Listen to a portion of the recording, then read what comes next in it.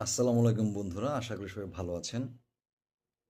শুরু হয়েছে কেমন বাংলাদেশ চাই। আমি যেমন বাংলাদেশ চাই, আমার চাওয়া সর্বপ্রথম দেশটাই যেন আইনের সুশাসন প্রতিষ্ঠিত হয়। দ্বিতীয়ত, দেশটা যেন দুর্নীতিমুক্ত হয়। তৃতীয়ত, দেশে যারা বসবাস করে প্রত্যেকটা মানুষের জন্য সুচিকিৎসা নিশ্চিত হয়। আমি যেমন বাংলাদেশ চাই, তেমন বাংলাদেশে দিনে কিংবা রাতে একটা মেয়ে কিংবা মহিলা অনায়াসে যেতে চলাফেরা করতে পারে, তার কোনো সমস্যা না হয়, সে যে ধর্মেরই হোক।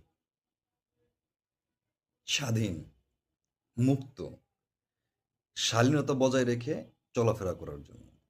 আমি যেমন বাংলাদেশ চাই, প্রত্যেকটা মানুষ তার যোগ্যতা অনুযায়ী কাজ করতে পারবে এবং সরকারি প্রত্যেকটা প্রতিষ্ঠান যেন দুর্নীতিমুক্ত হয় এবং ওই প্রতিষ্ঠানে যে সকল সাধারণ মানুষ সেবা নেয়ার জন্য আসবে তারা প্রত্যেকেই যেন সেবা পায় একটা নির্দিষ্ট চার্জের বিনিময়ে। আমি যেমন বাংলাদেশ চাই, স্বাধীন দেশ হিসেবে একজন মুসলমান যতটুকু সুবিধা ভোগ করবে, প্রত্যেকটা ধর্মের লোকও যেন সমানভাবে ততটুকু সুবিধা ভোগ করে।